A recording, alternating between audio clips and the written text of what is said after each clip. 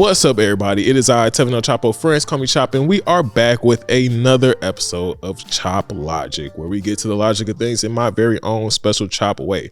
Now, we are here today with a very special guest. We are here with Lauren A. of the Pretty Suited Podcast. She's also the owner of Lowlands Media and just does so many different amazing things. If you haven't checked out the podcast, please make sure you do so. Please check out her photography as well. But Lauren, thank you. Welcome to the show. I appreciate it. Oh, thank you. Thank you. Thank you for having me. I really do appreciate it, Tevin. So Chop House, I feel like you guys are doing a really good thing here just by highlighting so many different people in media, especially here in Atlanta where it is, abundant. So thank you. Hey, thank you. I appreciate it. We're just doing what we can out here. Yes, absolutely. Me too. So I mean, kind of just tell me about your journey and just like what brought you into the creative space. Yeah. Well, again, my name is Lauren. You may know me as Low as well. I started Lowlands Media during the pandemic, just like a lot of people. I feel like that's a lot of people's origin story. Fast forward or rewind back, I've always just been into media. When I was in middle school, I was in media as part of like the what's called magnet programs and things like that. So that's always been my interest, communications. In college, I took communications courses. I am a registered nurse by trade, so that kind of took my attention. But I've always kind of stayed in the field or the arena of media. So that's just learning how to shoot, learning how to film, learning about lighting and sound and stuff like that. So that always sparked my interest. So, as I progressed in my career, I said, I just need to give media and communications and just filming and photography more of my time, just because you have those things that feed you physically, right? But you need those things that feed you spiritually and creatively. And so I delved back into it heavily during the pandemic. And so that prompted me to launch Lowlands Media and photography. I do brand portraits as well as just, family portraits. I do interior design, photography, things like that, just so that I can expand, my skill set. And so podcasting just came naturally because we had a lot of time during COVID to just talk to ourselves. Yes. I mean, of course we had, friends and family and stuff to talk to, but I spent a lot of time just kind of getting can we curse on here? Go ahead. Okay. Getting my shit off, just wanted to voice my opinion. So I started recording myself. And so that became just, my origin, I guess, there. So over the few years, I've sporadically been doing it, but taking it more seriously lately. So Pretty Suited Podcast is a space where professional women like me, millennial women like me, who still love pop culture, who still love a little ratchet, just a smidge, Just a little bit, right? A little bit of, music. I'm a music head, film, TV, and just talking about how we can develop just based off of the things that we learn via those things. So I can learn a lot through a song or a film or a TV series. So just kind of blending my loves together.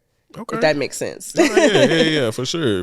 You said that you're a registered nurse. So how does that work in terms of like balancing out? Because I don't do anything in medicine except take vitamins. Okay. You know what I'm saying? Shout out to vitamins. Shout out. The Flintstone ones. OGs. Hey, that too. They worked. What I'm saying? That too. But just kind of like speak towards like, what does the balance look like between having to balance that with your content creation life? Oh man, that was a struggle. I'm not gonna hold you. I mean, when I was at the bedside, I think I had a little bit more time, physically. Mentally, I was kind of exhausted, so I had to just muster up the motivation to do it. But now that I've kind of stepped away from the bedside and I'm more in education, that just takes a different energy from you. So the educator in me naturally wants to be a podcaster because I'm already teaching, I'm already talking. So that was like a good transition. But now it's more so just finding the time and just the space to be able to still get better. And so I'm doing a better job, I would say, managing that time, because now I'm just like, okay, after work, I have to do this. Or while I'm at work, I'm just thinking of ideas and jotting them down to make sure that I have content to discuss. So it's really just time management now for me. Okay, got you, got you. Do you ever think you'll like pick a side between the two? God, that is like literally the question of the decade for me. Like seriously, I think nursing is my love. Like I love the diversity of it. I love the flexibility of it, and I love taking care of people and teaching people, especially the upcoming nurses that are coming up, just so that we can have great healthcare professionals. But podcasting and media really does feed me in a different way. Like I said, creatively, that's a different side of my brain that gets that. So I think eventually I am going to allocate more time to this as opposed to healthcare. I might dabble a little toe, on that other side here and there, but making media and podcasting and communications my primary focus. So that's going to come in the near future, especially as the landscape is changing. I think that was a hesitation for me because I'm sure you saw during the pandemic, podcasting was like booming. Everybody had one. It was a lot of money to be made from it. Yep. Because, people, industries were just kind of tossing it out. They're like, okay, this is very lucrative. So they were giving the deals out and things like that. Unfortunately, throughout the years, that has slowed down, especially as, famous people are getting podcasts now. Right. Athletes and entertainers are getting them. So the money is kind of going towards them as opposed to just the average Joe Blow. So that kind of made me feel like, could I survive off of this? Especially when you come from humble beginnings such as myself. So you're kind of like a little hesitant. But I think at the end of the day, God doesn't just give you one gift. So I want to be able to grow this gift eventually. Got you. Yeah, I mean, no rush. Listen, I don't tell nobody to quit their job or leave their job to do this. I mean, I did that, but a lot of people have just took that leap, Yeah, and it was definitely a challenge. But what I will say too, it's probably the most work I ever done in my life. You know what I'm saying? We was talking about Georgia State going to college, and I didn't work half as hard in college to do anything right. academically. I didn't work that hard at an actual job. Because at least you had structure in those things, so things were kind of already set up for you to succeed, versus now you're kind of getting it out the mud and it's a little bit tougher. Exactly. And then for me being in service based, just being in media and stuff like that, I kind of have to be constantly moving. I have to constantly be adjusting. I had to be ahead of the curve in some degree. So it's always something to do every day. You know what I mean? Even on days off, just having stuff to do. I was just talking to my producer today. On my birthday, we're gonna have to shoot more episodes. So it's never going to be a time where I never feel fully comfortable just taking a break or securing everything that's going on. And it's never really a dollar amount. It's kind of like a mentality. So that's a good one. Yeah, you're right. What I mean? Because it's just kind of like, man, I miss having insurance included. Not having to come out of pocket for my own insurance. I miss that. I miss having structured times like, hey, Saturday and Sunday, you're going to be off. You're like, nah, Saturday and Sunday, you're probably going to be working a little bit harder. You know what I mean? Those are just things I'm just like, man, don't rush into leaving your workspace for the sake of doing this, because if the passion is there, like you said, you will find ways to manage it. I mean, you're talking about real things that kind of go unnoticed when people start saying, I'm going to own my own business. I'm going to go heavily into this space. It looks luxurious because it's already set up for you and you're just watching it like as an audience member. Right. But when you're doing it, it's a lot of work. And so, and I'm just going to be quite honest with you.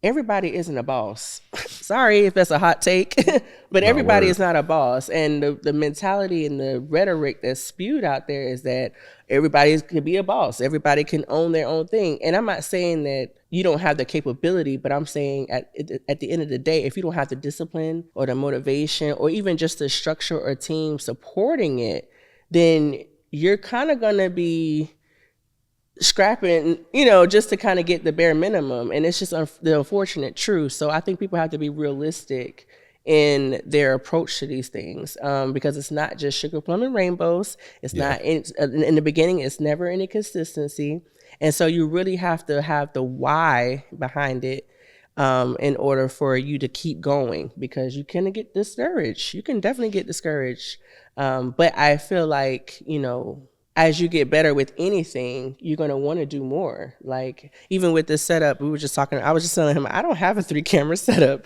So this is pretty cool to even just see, you're putting resources into your craft.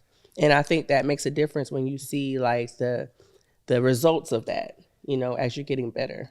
Yeah. I mean, that's not easy either, having to invest the money. Yeah. Oh yeah. Also not easy. So this stuff is not cheap. I'm talking mics, cameras, lighting, everything, even space, all of that makes a huge difference. None of it. Yes. All of it is, comes out of pocket kind of crazy. Yeah. And, I've been blessed to be in a situation where I bought all the equipment throughout time. I've been doing this for about 10 years. Okay. I haven't had all this equipment for the last 10 years. So I want to be clear on that part. Most of this equipment's been like in the last 5. Kind of like you said, during the pandemic, people were getting into podcasting. I started my first podcast in 2019, around 2020. And it failed. But shout out to the Mike podcast. You know what I mean? I still love it.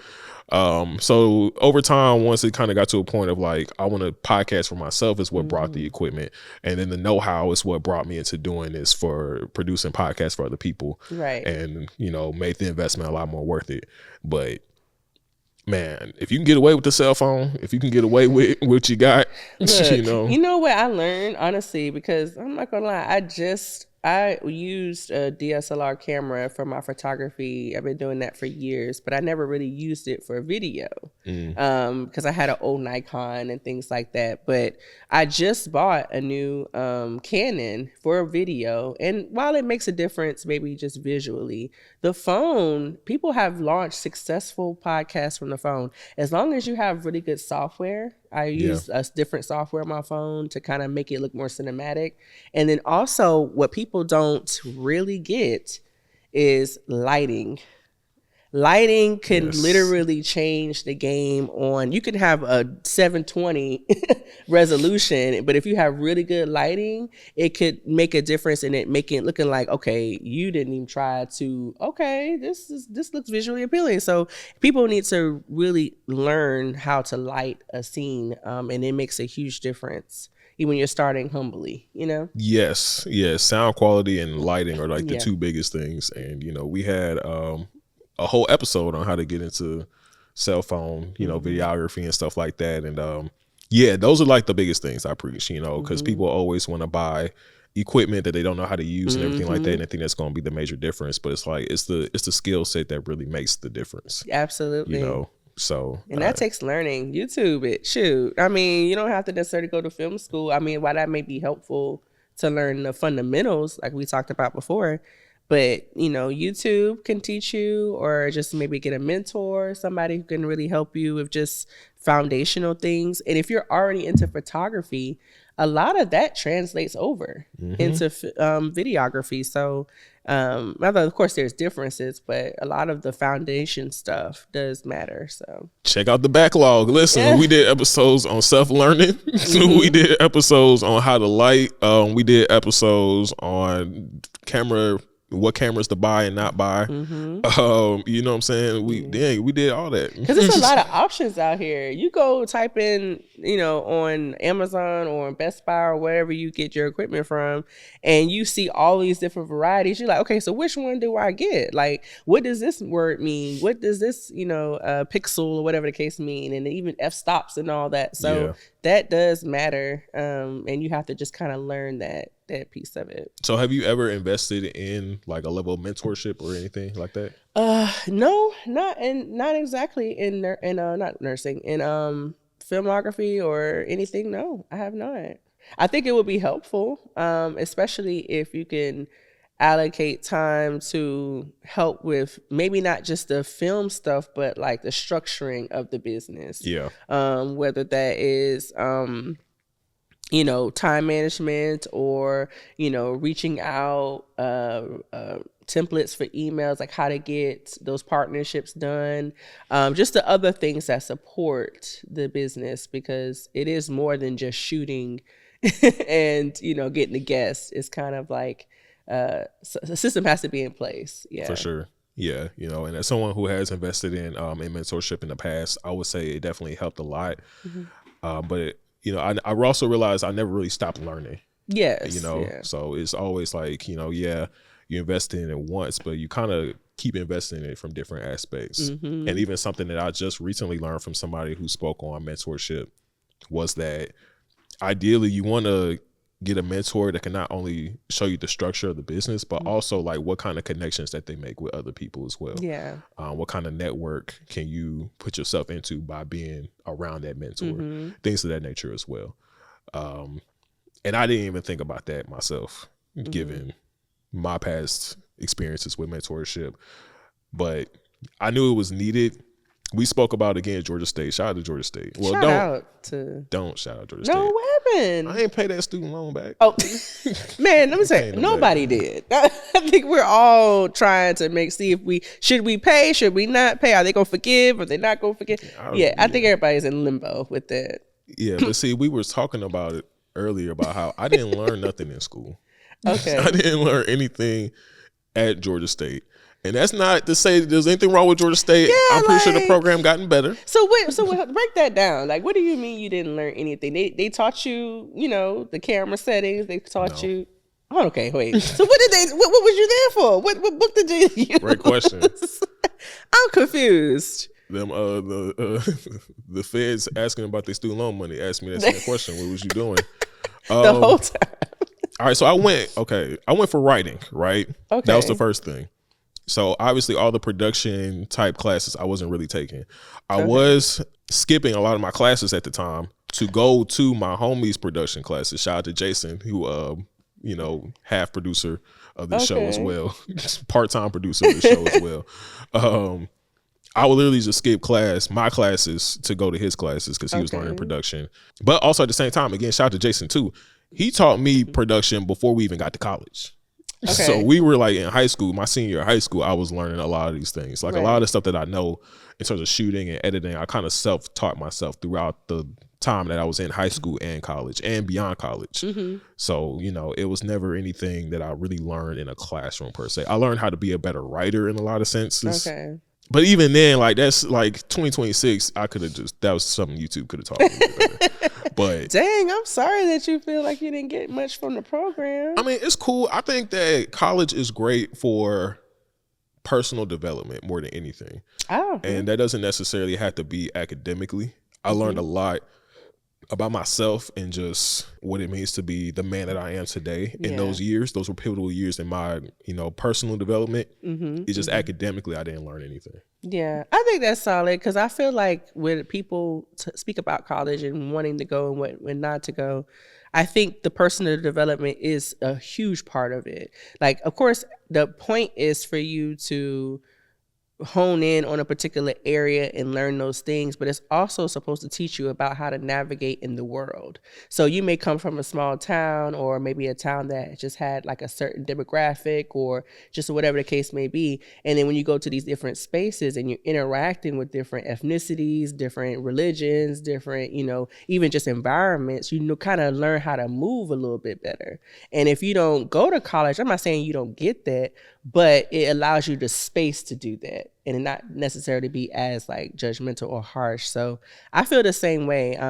Like I said, when I was in my nursing program, that was my focus. So while I took photography and film classes, I didn't get a really chance to go through all the way with it. But what I did learn was the aesthetic of film. And that was like the first class. I don't know if that was like one of your first classes, like Film 101, 1101 or something like that, where you learn about the history. So I learned the difference between like neo-expressionism and how the Germans started with their films and how the Americans did and the different styles. And that's when I fell in love with like the Neferatu, the old Dracula movies, or how Tim Burton style mimics kind of that, and Guillermo del Toro, how he does that. So I learned about that stuff. So now that when I look at movies now, I'm like, oh yeah, he does do that shot, or they did color grade it like this, and that kind of makes it more interesting as opposed to just being a viewer with no knowledge, you know?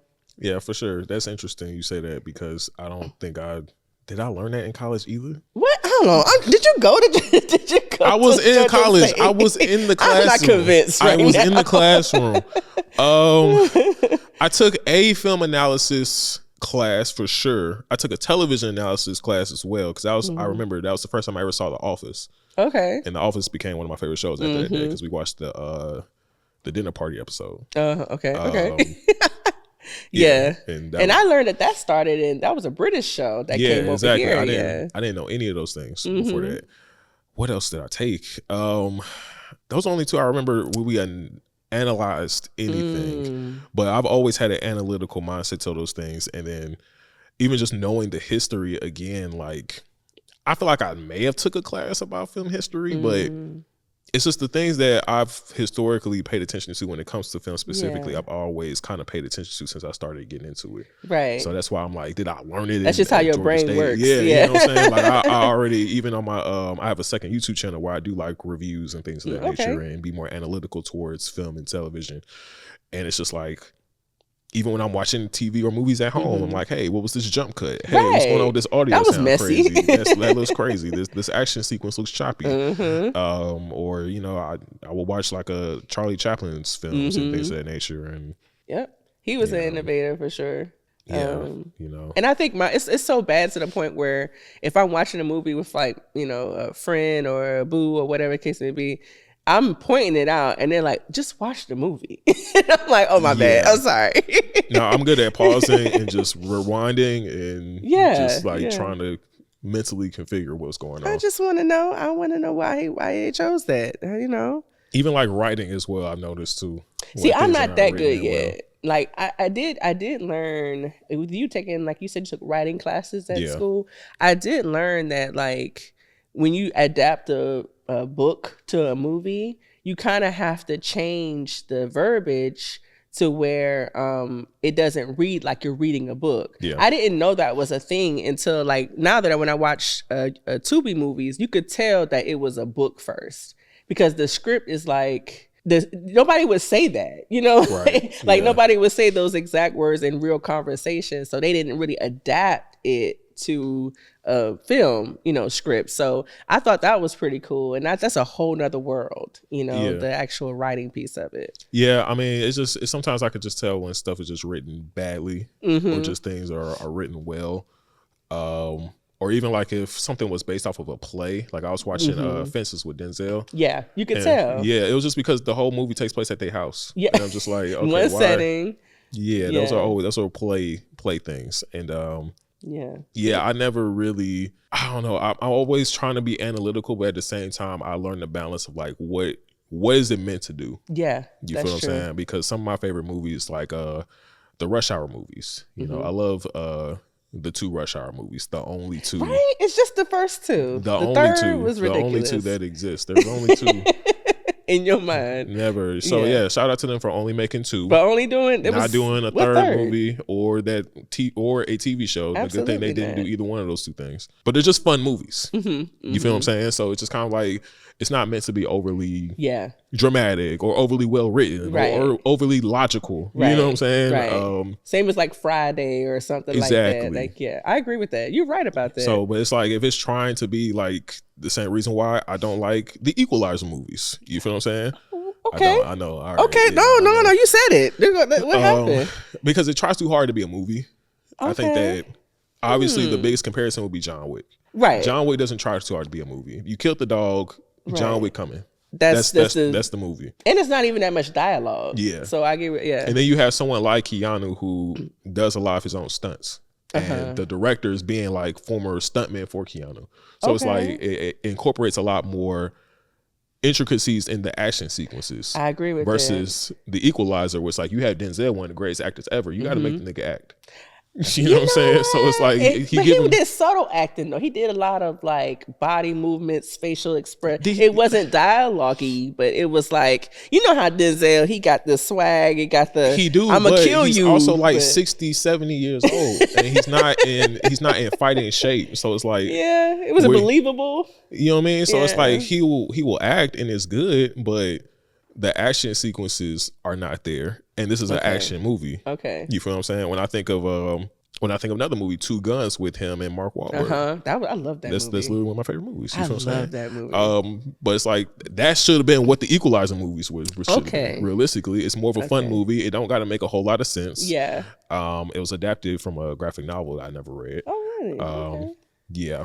Yeah, it had a good balance of comedy versus like action, like you said. Yeah. And you know, that's funny that you say that too, just about the intention of the action scenes. Because I do agree John Wick had really good fighting scenes. Same as like, so I learned that Michael B. Jordan, you know, in that latest Creed that he directed, he purposely did the boxing scenes as like anime. Yeah. And so like that way, so when you're looking at the fighting scenes, it does mimic like a DBZ type of style. And I'm like, oh, that does make sense, because if you just were to just shoot them fighting, it's kind of like, oh, that's nice. But where's the like perspective in the fighting scene or whatever the case? So exactly. That does make sense, the intention behind it. So, you know, everything doesn't need intent.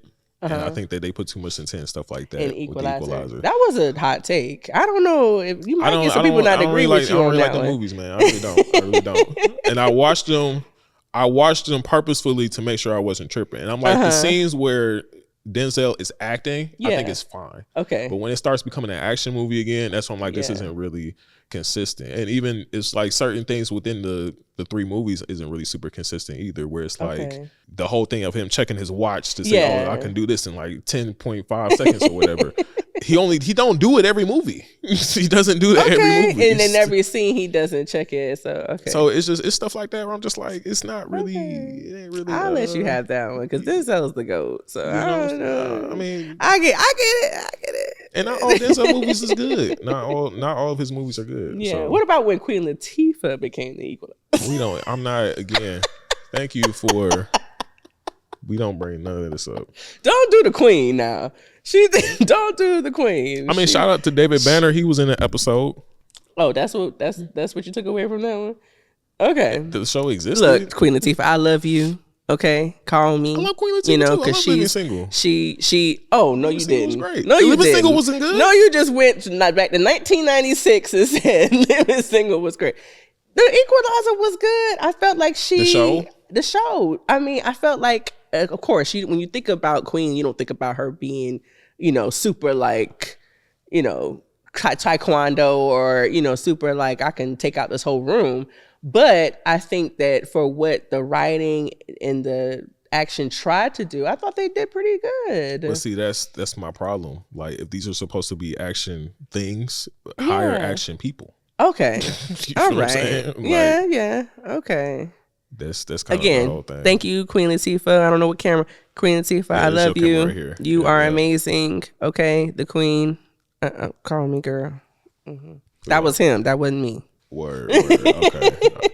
I mean, it's no shade. It existed. It's no shade. Shade. I know you. I mean? It's honest opinions here. It's cool. You know what I mean? It's so cool. it's just kind of like, I don't know. It is what it is. Mm-hmm. It's a lot of different things. Mm-hmm. It's a lot of different things that can go. But yeah. So how do you pivot from that? Like, so the point of all this was like, being overly analytical, right? Yes, into like media, right? And I know, of course, you speak on a lot of things in pop culture. Yes. So even just like going back to your podcast, like, do you mainly speak on like TV shows, movies, or just current events in the pop culture space? Mm-hmm. So what are some things that have been happening that you're noticing? Any like different trends that have been going on lately? Anything like that? So I will tell you this. I'm a podcast like lover. I have like literally a schedule for the week of which ones I listen to throughout the day. When I'm at work and I'm on the computer, I'm my headphones on and I'm listening. Like I'm a connoisseur of it. Well, I just to say that I like different styles. So initially, what really kind of got me into it, of course, is the Joe Budden podcast. That's one of my favorites. I was there in the beginning with Rory and Maul. Their style was very homeboy, you know, just talking and shooting it. I was raised with boys or men, so that I felt like I'm just talking to my cousins, you know, and just their style. So, and then also, you know, Higher Learning with Van Lace and just a few others. But what I like to incorporate and what I noticed their commonality was they talked about pop culture, but they expanded it to just like things that they personally have gone through or something that was a collectively, like, this is something that we need to know. Like, yes, it's pop culture, yes, and not necessarily pop culture so much, but film and TV, they have, if it's a good film or TV, like if it's a good movie or a television show, then you're going to have some kind of fundamental point behind it or lesson to be learned. And so while I watch movies, I'm like, okay, this was what we were supposed to take from it, like you said earlier. So I kind of started with just regular personal development stuff, and then I kind of gravitated to film critique. So I did, you know, my own pretty suited reviews. And then I kind of gravitated now more towards music. So my recent episode was discussing Ari Lennox and J. Cole and how Ari Lennox, you know, if Dreamville set her up for success, just given her talent.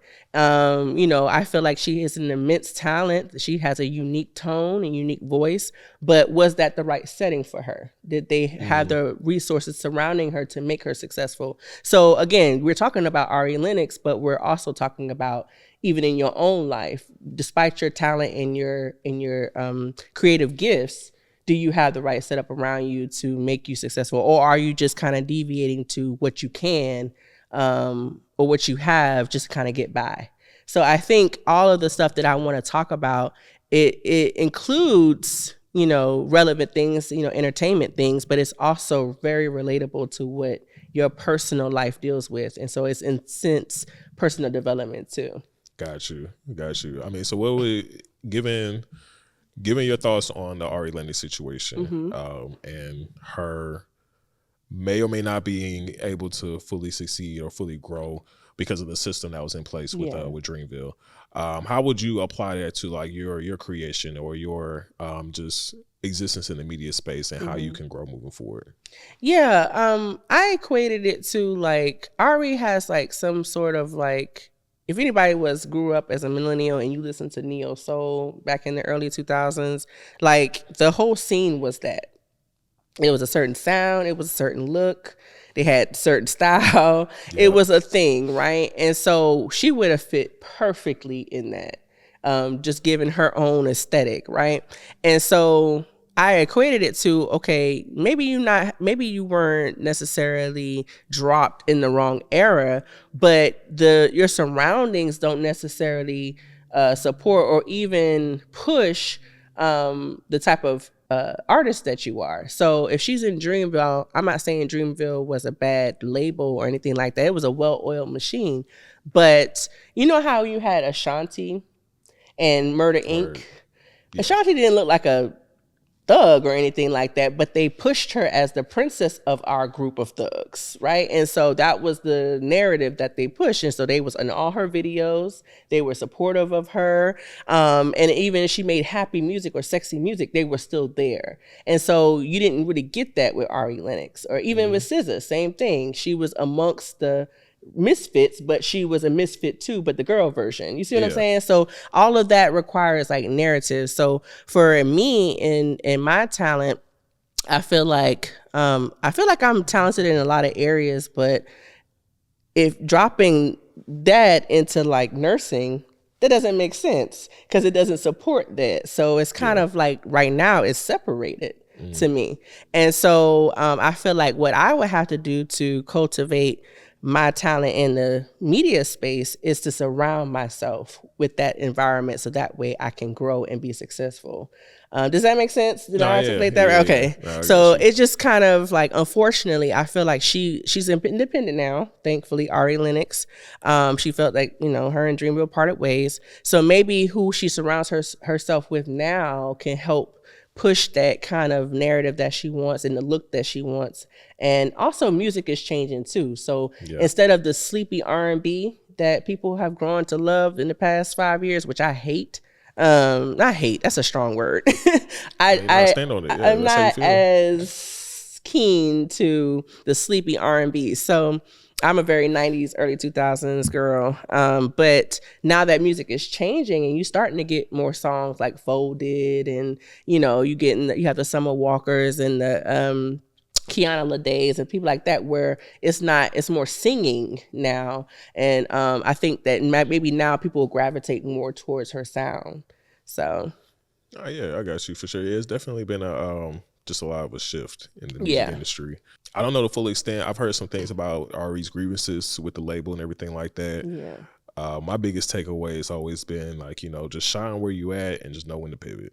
Yeah, you got to know when to pivot. It really is. And then maybe it fed her for that moment, like you said. And now it's just like, okay, maybe we're not in the same space right now. So let's pivot. And everything happens for a reason, even if it's just for a season. So it's just kind of like knowing when to pivot, knowing when to, go into a different direction is key. Yeah. Because you don't want to stay somewhere for too long and then it becomes harder to pivot. Yeah. And you don't want to leave too soon, and then, when things are moving too fast, and then you kind of end up losing momentum because of it either. So just kind of knowing what that timing looks like is pivotal. That's tough.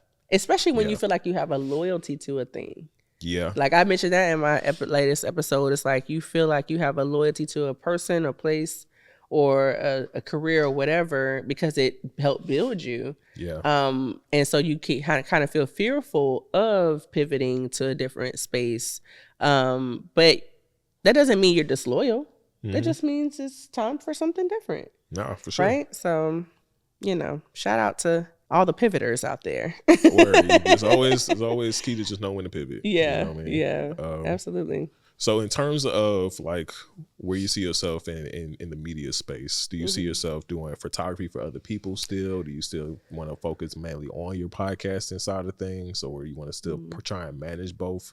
Yeah, I think there's room for both. I love photography. I have a shoot coming up with a reverend, actually. Okay. Yeah, and she just wanted some refreshed type of photos for her website and for her.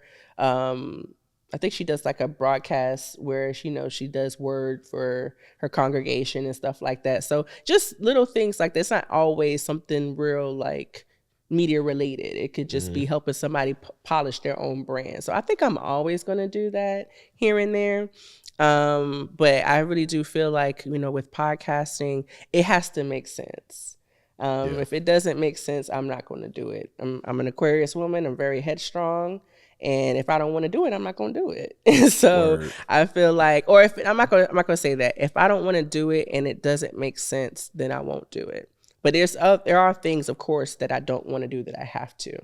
But I feel like for me, if I see the fruits of it, if I can grow and develop in it, if it fulfills me, if the timing is correct, because I also believe that if you're impulsive and you leap without guidance, when I say guidance, I mean also the guidance from God, then I think you can end up in a worse off situation just because you move prematurely. So I want to make sure that I'm doing the right thing and have the right timing based off of what he tells me to. Of course. So yeah. No, yeah, I hear that. As someone who balances both, again, just it's not easy. How do you balance work-life balance? I know you said that, being an entrepreneur or a business owner is tough and you don't really have a predictable schedule. How do you balance like just your own personal sanity, your friends, maybe if you have a lady or, whoever, a partner, like how do you balance that? No lady, that makes it a little bit easier. Okay. I just learned to be better about putting things on my calendar. So literally everything, like if I have to call somebody, call such and such at this time on this day. If I have a shoot, I put it on my calendar as soon as I hear about it.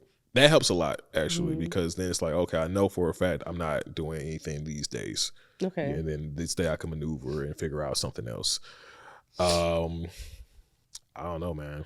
Yeah. Do you keep like a book? Do you keep like an app? I keep it on my phone, just straight up the calendar on my iPhone. Very simple. Yeah, so I keep everything. I keep everything like that. Just trying to find levels of organization is always going to be the biggest thing, because when things get scattered, things get forgot about. For me personally, I don't know about anybody else, but in terms of just managing time, it definitely just putting things on the calendar so I know when to do what. Like if I'm available, like if I'm free on like a Friday or a Saturday, I'll go see my family, like my mom, my sister. Yeah. If I'm available on a Saturday or a Sunday, I'll see about whether I can, get my podcast produced, or just going outside, or, even just operating like, okay, if I have a shoot X, Y, and Z days, what days can I get into the gym? Yeah. Because I try to be in the gym at least 3 days a week. Yeah. Things like that. Just kind of like putting things on the calendar has been the biggest thing. Knowing what to delegate from time to time, depending on what the project is, also helps with time management too. And those are kind of pretty much it. And then just always just try to make sure that I am remembering things. So even if I get on a call with somebody, I gotta make either notes on the call, or I gotta make some type of voice note after the call to recap everything, so that I know like, okay, I need to follow with this person in 2 weeks, right? Or things of that nature too. That also helps. And yeah, it's just a balance. It's not as eventful as it sounds, especially if you charge what you're supposed to be charging. Charging for what? For all services, whatever they look like. You know what I mean? So like, if knowing that I don't have to do stuff for $200, it kind of makes it be like, okay, I don't have to go that crazy every single day, or all day every single day. Shout out to all my $200 shooters out here. Hey, you gotta start where you start. Yeah, you know what I'm saying? I'm not even sitting here saying that I'm balling, because I'm not. Definitely not. You know what I'm saying? We're not even close. You feel what I'm saying? But well, what is your goal? Like, you have, was it Chop House Media? Yeah, Chop House Media Group. The goal essentially right now is to continue, for one, to continue at a high level, and for two, I'm structuring it out like a business so that I pivot out of the business. That's kind of been just the back of my mind. I like doing content. I like being in media, but I like it more for myself than for doing for others. Okay. So you like it for yourself, like means you want to do. Yeah, I want to, like, even if I pivot out the business, the podcast will still exist. I will still be doing content for myself essentially. But in terms of like doing it as a business, as a service for others, it's where I have to keep it structured as a business and have like some type of exit strategy in place, or just in mind at least. So just growing it out to be able to be feasible for it to exist, or even just not even like so much exit strategy, or maybe just like me taking on more of a producer role so that I don't have to handle as many tasks on my own. That would be pivotal too. So those are the biggest goals, because inevitably I want to dabble into other avenues of entrepreneurship outside of media. So I don't particularly want to just stay in this one box per se. And I've been telling my friends I wanted to quit doing video for like, if I've been doing this for like 12, 13 years, I've been wanting to quit on and off for like 10. Right. So it's kind of like, you like, I wasn't even planning on being here this long. Yeah, you know what I mean? And that was back when I had a job still. Yeah. So it was like, I've only been doing this full time for like 4 years. So it's just one of those things. Those are really the goals more than anything. Okay. I think actively working towards that is, it's doable. I guess it depends on, as long as you have some kind of like goal in mind. If you're just winging it, then of course it'll take you it may take you longer to get there, but yeah, it's not a bad goal. Do you have a team set up that you are already? I do. Shout outs. Well, we have a little bit of a team. This team is smaller, but we are going to be expanding. And I just get help from my friends. Shout out to my friend Tevin, my producer. Shout out to him. You know what I mean? We cool guy. We gotta get the friends out here. And then just another thing, just building good relationships. I tell people all the time that's probably been the biggest thing that helped me throughout this whole process. The right connections put you in the right spaces to do many things, and continue to just value those relationships. Be key. You know, I had a conversation with another friend of mine just about people who be pump faking in relationships. Where it's Pump like, faking. yeah, where it's like you acting like we friends, but you treat it like it's a transaction. Oh, You act like we cool. Ooh, but welcome to Atlanta. I mean, I don't. Atlanta's all I know, so I don't know if this is just an Atlanta thing. Yeah. But It's heightened. it may be. I don't know. I've traveled all around the world, but I've lived only here. Okay. So realistically, I don't really know. But I will say it do be happening a lot. Yeah. You know, I've had clients say that we family, and then I never hear from them again. Or, you know, saying, oh, we family, you invited to the family event, but you didn't bring your camera. Now would you really family? Like, oh, you didn't bring your camera? Right. Was this supposed to be I'm not glued to the personal hip. invitation? You know what I'm saying? And, even like I had a situation with my neighbor not too long ago. And I'll talk about it because I know for a fact he don't got YouTube. He don't even. He's not gonna see this. He's never gonna see or hear this. I get outside, go to my car. I'm about to drive off. I see a note on my car, and I'm just like, why do I have a note on my car? We don't have HOA in this neighborhood. Okay. I see a note say, hey Tevin, can I borrow $50? I said, as a note on the that's car. insane. That's the wildest thing I could have ever seen. The audacity. Yeah, I was like, I need more of that. Yeah. I need to do that. Just have more audacity. Yeah. I think be you know more what, audacious. bruh. I'm trying to tell you I think that's what makes a lot of people successful today when it comes to this media content creation space. I'm such a thinker, and I'm sure your brain works kind of similar, where you want it to be a certain way. You have like, you know, a certain image in mind, all the things, or even just, you know, putting some effort into it. A lot of people who are really making it, they just have audacity. And that's what kind of gets them into those spaces maybe a lot sooner. However, I will say, just because you have audacity doesn't mean you have longevity. And I think that's why you have a lot of content creators burning out in this space, or maybe you know, they're just one-time moments and then they just kind of fade away. However, you know, lucrative it may be.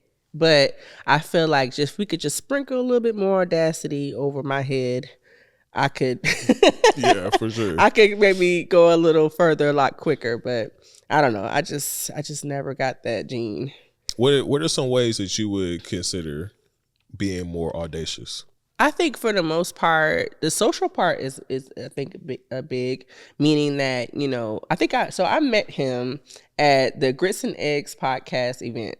So shout out to Deontay Kyle. Shout out to Deontay Kyle doing huge things right now. I'm a huge supporter. And so just having a conversation with someone that I didn't know in this space, because I went for the show, but at the end they had a mixer kind of with music, and you get to meet, you know, each other.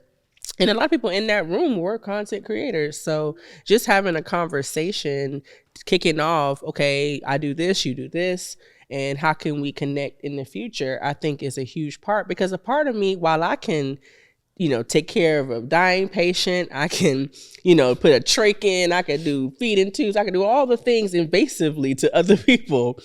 But just sometimes just talking to someone about something that's not necessarily your bread and butter, but something that you're being introduced to, you kind of feel like, well, it's an imposter syndrome a little bit, right? Yeah. Where you're like, I don't even have enough information or experience to even introduce myself as this. And so you kind of feel apprehensive and things, but that's not going to get you what you need, because unlike healthcare, where the more successful you are is largely based on what you know. Mm-hmm.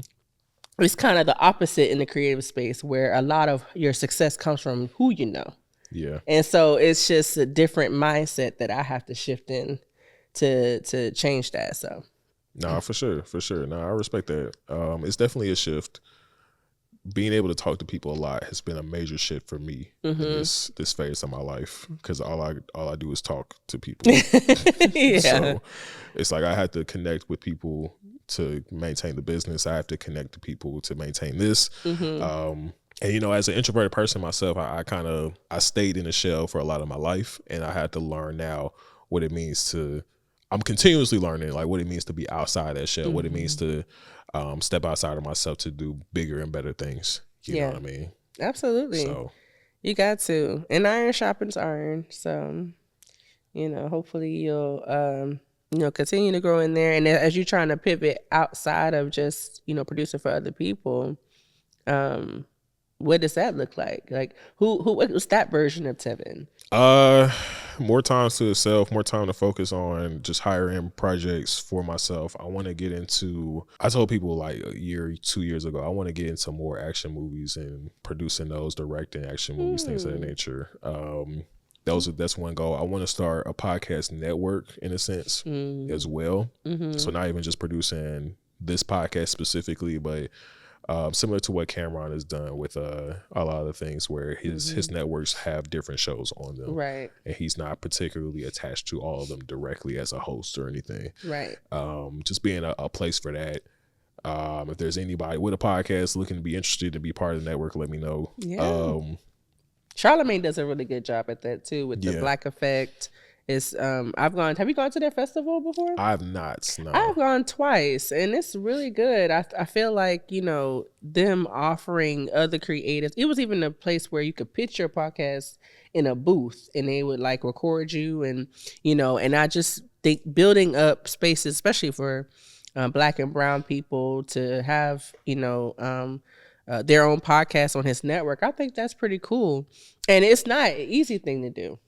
No. Because then you have people like Joe Budden who, while his is the biggest, the most successful, he's had several podcasts come up, but they weren't as successful or even just may have, dismantled due to some personal things. And it's like, while the business model might be there, it's also the people. Yeah. It's also, like how they interact with each other and all that. So that's not the easiest thing to do. So shout out to those who can make that work. Yeah, for sure. I'm just learning more about what it means to make that work too. So, even so for you and your podcasting journey, what is the end goal for you? That's a good question. I really would love to kind of translate what I'm doing on screen into like events and in person. I would like to be, a speaker for, women's events or like leadership events and things like that. Because while we may not always dive into pop culture and things like that, but I think personal development can translate anywhere. And I feel like with me and my experience, I can tailor it to the audiences. And so I just like talking about film and music, so that just makes it easy. But I think that personal development can turn into professional development. That's actually a large part of my 9 to 5 is professional development. So all of it is related, but it's just making sure that I'm tailoring it to the right audience. So okay, that's dope. That's dope. Well, Lauren, look, I don't want to take up too much of your time. I appreciate you coming through to the show. Thank you for having me. This was fun. No, it was good, but we ain't finished either. Okay. Oh, we're not even done. Okay. We're going to go to break. We're going to get some of that ad going, you know what I'm saying? Okay. And then when we come back, we're going to come back for our trivia section. So okay, cool. Stay tuned. This video is sponsored by Chop House Media Group. Now listen, podcasting is hard, all right? There's a lot of moving parts to a successful podcast, whether it be the shooting side, the post-production side, the audio mixing and mastering. Just having the right strategy and know how to even get this podcast in the right places and getting it into the right positions to get monetized. And that is where Chop House Media Group helps out at. We have coined the phrase the podcast in the box, where we pretty much facilitate anything and everything that you need to run a successful podcast, between the production, the post-production, the strategy and tips and tricks that you need to be 1,000% successful in every single aspect of your podcasting career. Now, if you are interested in being a part of this and making sure that you get your podcast to the next level, whether you are just now starting out your podcast or you are already in the podcasting field but want to take it to another level, be sure to hit the link below and schedule your free consultation with us to make sure that we get your podcast up and going further than you can ever imagine. All right, again, thank you to Chop House Media Group for sponsoring this video. Now let's get back to the show. And we're back. All right, so as you know, as viewers, we are at the trivia section of the show. Lauren may not know, but basically what's going to happen is this. We're going to ask her 3 trivia questions with my producer, Tevin. Tevin, say what's up to the people real quick. What's up? I'm back again. He's back. He ain't been back in a little minute, too. You know what I mean? And I came back and I'm sick. That's yeah, crazy. he fighting demons, man. Y'all got to like the video just for that, man. Just for the support of him alone, man. Come on, man. I am taking my vitamins. That's the crazy part. Yeah, and he vegan. I don't know how vegans ever get sick. It's my first time being sick in a while, though. See what I'm saying? And mind you, I've only been sick for like 20 hours, 24 hours. Okay, well, you're fine. So fresh You'll clear up. Yeah, so I'll hopefully be good tomorrow morning. Yeah. Yeah, he really just dehydrated. That's all it is. Gotta drink your water, bro. Gotta drink the water. But Tevin is here. He's going to ask 3 trivia questions. All right. If Lauren can get the 2 out of 3 correct, she can win a cash prize. But if she doesn't, we're going to give the cash prize to y'all. And how you can get the cash prize is this. For 1, you guys subscribe to the YouTube channel, Chop House Media Group on YouTube. For 2, you got to make sure you like this video. And then comment below your favorite moment from this video. And then we'll pick somebody from the comment section to receive the prize. But that's only if she gets the questions wrong. And also, because I gotta make this a disclaimer, I don't make these questions. All right. So he don't know. Tevin, yeah. Okay. I love you, brother. But even when you wasn't here, them questions was a little, you know what I mean? And I keep getting flagged like I did it. I don't do it. I don't do it. Hey, man. They just be random stuff. Well, I love the audience, but I'm trying to get the prize. So let's see. Yeah, you know what I'm saying? So we gonna see. We gonna see. So, Tevin, you ready, brother? Let's go for it. Let's do it. All right. So this is a very random question, but I know that you love music, especially R&B. So, and because we did just have the Grammys, I felt this was a cool question to ask. I'm going to ask you, which artist was the first R&B act to win the Grammy for Album of the Year? I'm going to give you answer choices and then you choose. Oh, good. Perfect. Yeah. Thank you. All right. So A is Marvin Gaye, B, Whitney Houston, C, Stevie Wonder, or D, Toni Braxton. And for what category? Album of the Year. Album of the Year. The first one. Is there a timer on here? No. No. Okay. You said Marvin. We got Marvin, Whitney, Stevie. I'm gonna go with Stevie. All right. Is that your final answer? You said Whitney, Tony, Marvin, Marvin, and Stevie. It's between Whitney and Stevie. I'm gonna go with Stevie. Stevie? Yes. Final answer. You are actually correct. Shout out to Stevie. One of my favorite songs is As.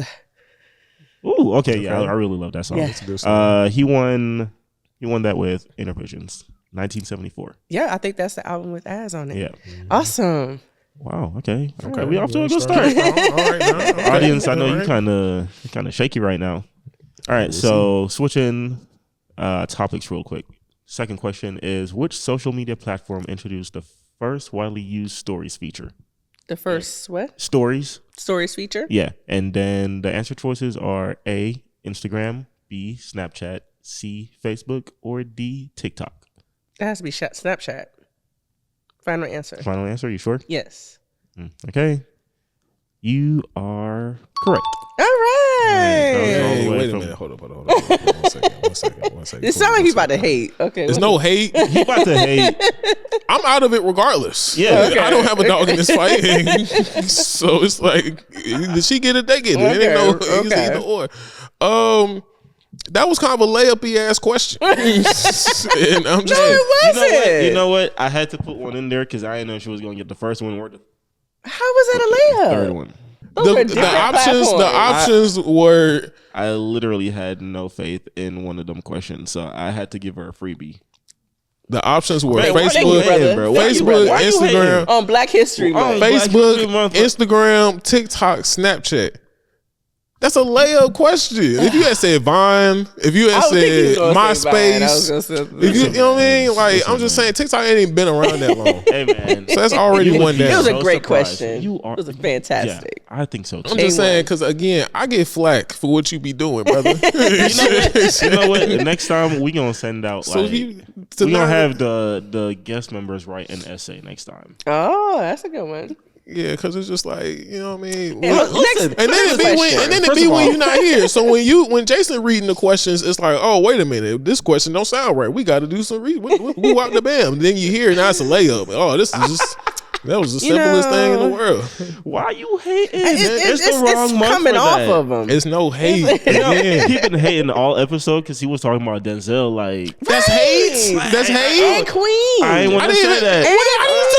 I didn't say nothing about Queen. I didn't want to say it. I didn't say nothing about Queen. I didn't have a mic. I didn't say nothing about Queen. I didn't say nothing about Queen. And now Denzel the silence was definite. And if I was going to say anything, if I was going to hate on Denzel, I would have talked about The Mighty Quinn because that movie is awful. If we was going to talk about that, but I ain't do nothing about it. I ain't do nothing about that, man. Listen, he brought up another example of how I brought up an example of how I could have hated but didn't.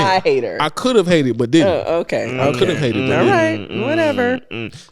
My problem is you gonna lose this money either way. You either gonna lose. That's what I'm saying. So it's like his hate is for free. The problem I'm having, he just hating for the love of the game. I'm just like, you choosing, brother. You choosing. Oh, okay. You choosing. Some days the question's easy. Some days they out of nowhere ridiculous. You choosing, brother. You selected. You selected the difficulty, brother. When you play a video game and then the boss that was supposed to be difficult was supposed to be.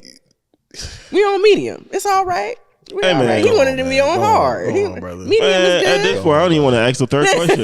But I don't even really have to because you already won. You got 2 out of 3. I got that. Go ahead. I just want to do it for sport. I just want to see if you can hate some more. I'm not going to. He really going to hate for this one. He really going to hate. Can I ask the question? I'm waiting on you, brother. It's your time to shine. I don't know, man. I just feel that energy right now. That's crazy. It just changed. He not even looking at me for real, but I feel his eyes. Oh, look at me. Go ahead. Wow, that's crazy, bro. Look at you. It's no hate, bro. If you say so. Oh man. All right, cool. So I know that you're getting into film and video production, so that's where this question kind of comes from. And I mean, this one kind of easy too, so I'm gonna just go ahead and put that out there. Sorry, Tevin's pockets. Okay. So, in film or video production, what does B-roll typically refer to? B-roll typically I'm going to give you your answer choices. Oh, sorry. So.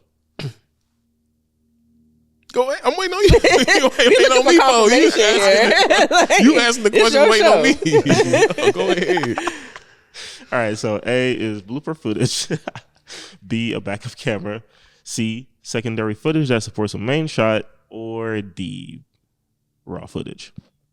Secondary footage that supports the main shot. Yes. 100%? Yes. Final answer. Okay. You correct. All right. Why y'all? That was difficult. That was hard, right? So hard. Let's not do that. That was so I think that was hard. I'm advocating for all the previous guests that was looking at me wild for these questions being absurd. Or sometimes you're not even being accurate. There was one when I asked we did Lee, some guy named Lee. One of them questions wasn't even accurate, brother. One of the answers wasn't right. Which one was that? It was the one about who won the Grammy. It was like Lauren. The answer was Lauryn Hill, but you said it wasn't Lauryn Hill. I remember that. See, now you don't remember. See, that's hey man, I ain't been here in months. I'm advocating for times like that. You know what I'm saying? That's what I'm saying. It ain't no hate on today. I don't care who wins. It don't sound like you wanted me to win. I want to support the community no matter how it looks. But I'm just saying we got to keep the energy. Okay. It's either gonna be hard for everybody. Yeah. You know Red what fish, I'm saying? blue fish. I know. All right. It's okay. That's my thing. So man, I'm sorry to the rest of the guests that come on here. The question's gonna be difficult. There you go. See, now I like that. See, that's what we needed. Right. That's what we was looking for. So did I win? You did. Yeah. Right. You won already with the 2 out of 3. Okay. So yeah. But I'm just saying, yeah. I got y'all. You know what I'm saying? We gotta next time you come on the show, whoever come on the show, just know. So sorry to you. Hey, future warning. Like good. I don't feel like a winner right now. He's kind of taking away from my win. You won. He took your shine. You deserved away from it was a well-deserved win. It was a well-deserved win. It don't sound like it was a well-deserved win. It's cool. It's cool. You know what I'm saying? It's a well-deserved win. We don't. How you hating on your own guests, bro? It's no shade. You think you know a person, right? It's no shade. I'm just saying, like. shout out to all the future guests. Yeah. We're now gonna have to deal with the aftermath. Yeah. That's what it's really gonna set y'all up for failure. That's what it sounds like. That's really, yeah. He's like, it's coming out of my pockets. I gotta do something. Set them up. Yeah, I mean, literally, you still giving the money away. Let's set everybody up. I just don't understand. We set them up. All right. We set them up, man. I forgot the door was open still. You can set me up too. You know what I'm saying? Pause. You know what I mean? In case, hey, yo. Because some of the questions during the solo episodes be a little, you know what I mean? They be half and half too. You know what I'm saying? Set us all up. Ooh. Do we have conflict? I'm not, I'm just saying, listen. Look at me instigating. Gold medal instigator. I'm just saying, I'll play the fair game too. You know what I'm saying? Let it be difficult for me as well. You feel me? Say less. Let's all have a hard time doing this. Okay. All right. Cool. Y'all heard it from him. Heard it from him. Heard it first. Difficulty is how you get better. You know. Hey. All right. Cool. I'm about to be asking some random stuff. All right. Hey, you got it as long as it pertains to whatever we're talking about. All